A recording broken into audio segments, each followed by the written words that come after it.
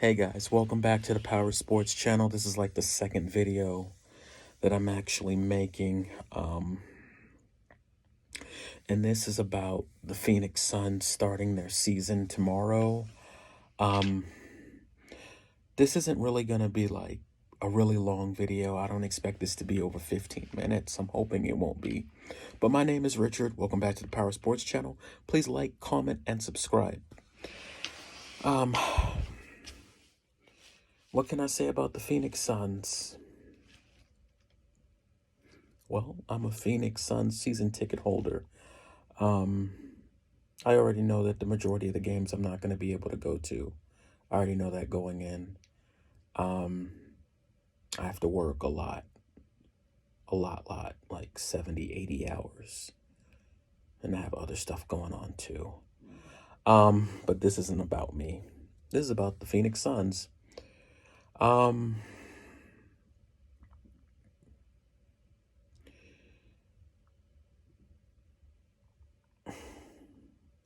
Last year, basically, the way the playoffs ended was horrible.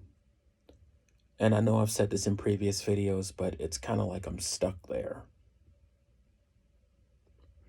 And I don't mean to make this about me, but I'm about to make this about me.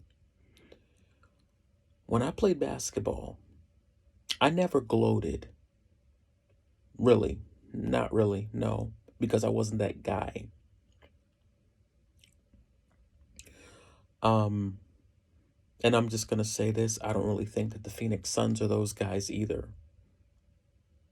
Until you win a championship. I don't think there's anything to gloat over. I don't think that there's any...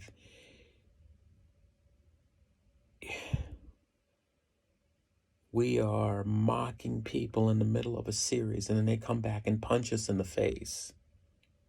Luka Doncic and the Dallas Mavericks, we thought we won that game, and we didn't win not a doggone thing. And now you're eliminated.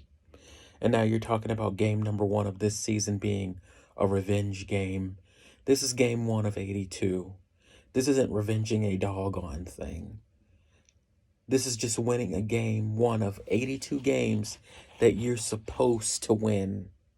There's no game that you're supposed to lose. But please don't look at it like, oh, there's just like some extra special attention that is put on this. No, this isn't a revenge game. This is a go out there and do your job game. So I'm gonna go into some things really quickly. Last year, the Phoenix Suns, I do believe, posted a top 10 record of all time and did nothing with that. Did you hear what I just said? A top 10 record of all time. That means that the record that they posted will go down in the history books as one of the best of all time. And we wound up going out in the second round like chumps because we thought it was more important to gloat. Okay. This year we cannot afford to gloat. This year we as fans cannot afford to be enamored by 60-win seasons. We've been there before. The only thing that would impress me this year would be a championship.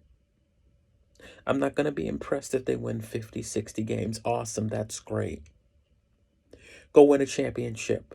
Go win a championship when Kawhi Leonard is healthy. Go win a championship when LeBron James and Anthony Davis is healthy. Go win a championship when Jamal Murray, Nikola Jokic are running up and down the court. Go win a championship when Steph Curry, Draymond, Jordan Poole, Klay Thompson, whoever else, etc., is ready to is healthy, because you're going to have to run through all of that.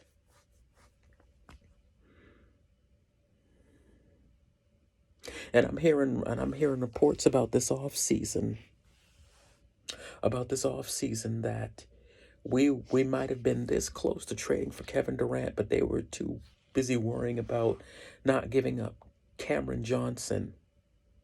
So you're telling me that we're worried about Cameron Johnson when we could possibly be getting a player that not only helps us stretch the floor, that's a walking triple double, that's capable of putting up 30, 40 points a night.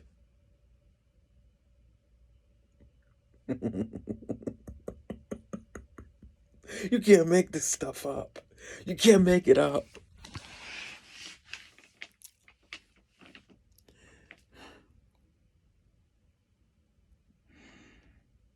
We had a chance to get Bogdan Bogdanovic from the Utah Jazz. We fumbled that because we weren't willing to just straight up give a first round pick for Bogdan Bogdanovic. If I was in the front office, I would have given that first round pick up. We're so busy trying here in Arizona. Our front office is so busy trying to be on the lookout for the next superstar that needs to be traded, like the Kevin Durant type, that we missed out on Bogdan Bogdanovic. And there are even reports out there saying that for some reason, if Jordan Clarkson of the Utah Jazz became available, we're not interested in trading for him either. So who are we interested in trading for? Because our bench is really thin. We have Cam Payne, who we don't know is in a good place, because last year he looked horrible. Landry Shamet, ever since he signed that contract, hasn't looked good at all. We lost JaVale McGee. I really like JaVale McGee. Our bench is really thin. Jock Landale has looked really good in the preseason, so I'm gonna say that there's hope for him. But we really need to be able to just have more creativity in the lineup. I definitely think that this is going to be like a 50 to 55 win team. We're probably going to be probably fourth or fifth in the standings. There's a very real chance that we do not have home court advantage when we go into the playoffs. And I do believe, no, legitimately, we are going to be probably number 4 or number 5. And if this gets really sideways, we could possibly be one of those play-in teams. The very first game is tomorrow. I'm deciding whether or not I'm going to be able to go now. It just depends on how my work goes. Tomorrow I got to put in those 12 hours, and then it might even be 14 hours, but I got to see what I can do here. Got to get up very early in the morning to be able to even think about doing anything like that. Sorry guys, I don't mean to keep interjecting myself into that, but that's just a little bit about me. My average day is roughly 16 to 17 hours.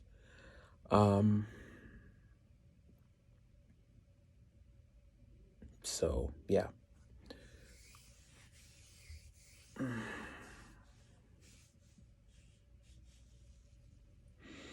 There's a part of me that's actually embarrassed by this team, because it seems like at times they just don't get it.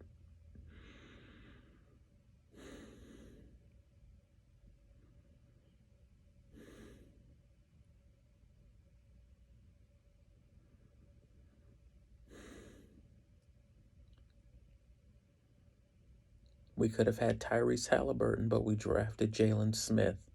Now he's with the Indiana Pacers, and he's looking like a starting power forward. Guys, I don't mean to keep jumping around. I really don't. But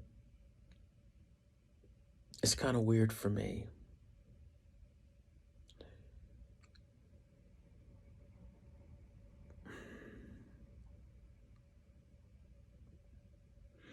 Jay Crowder needs to be traded. He doesn't want to be the backup. We don't want to re-sign him so that he'll be the backup.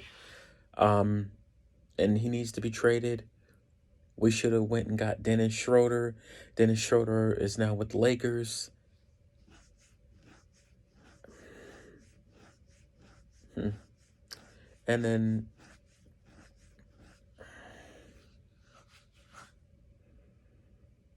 we have the whole issue with the owner. I'm not here to judge nobody.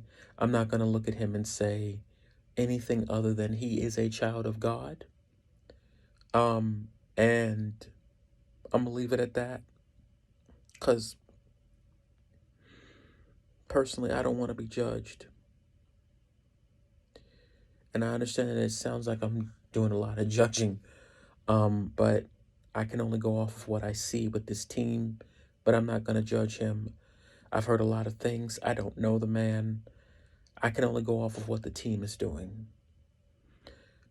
But if he's going to sell the team, I wish him the best.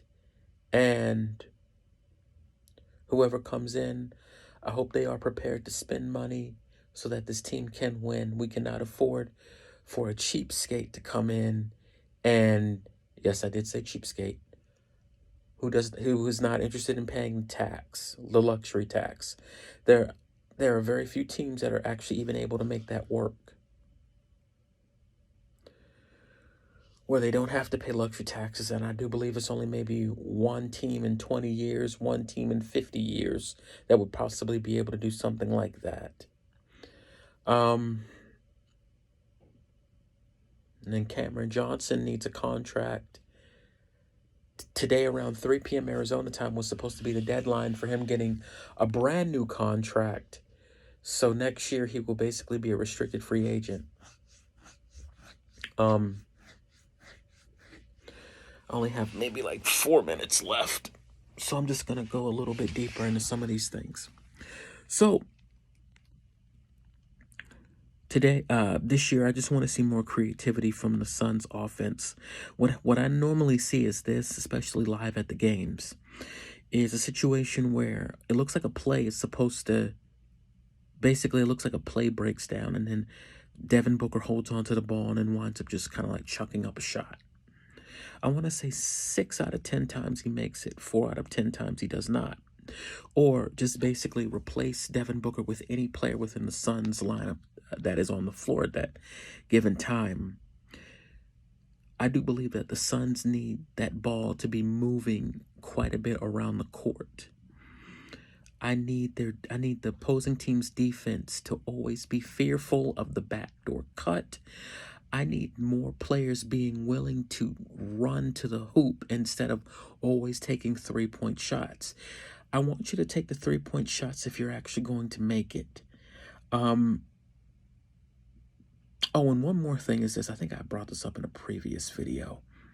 But I really need Devin Booker to stop trying to shoot 3-pointers like he's freaking Steph Curry. Because at least maybe 2 or 3 times a game,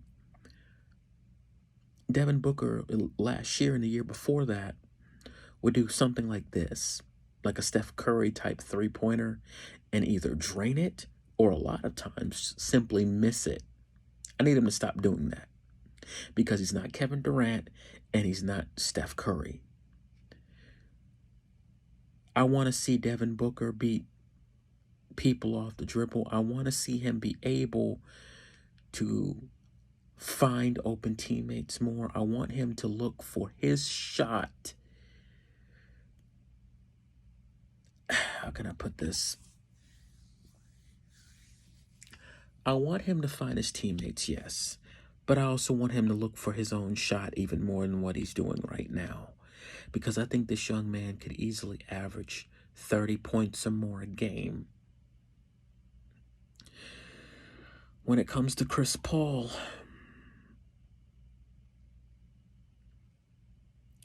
I just pray that we're able to give him the adequate rest that he needs.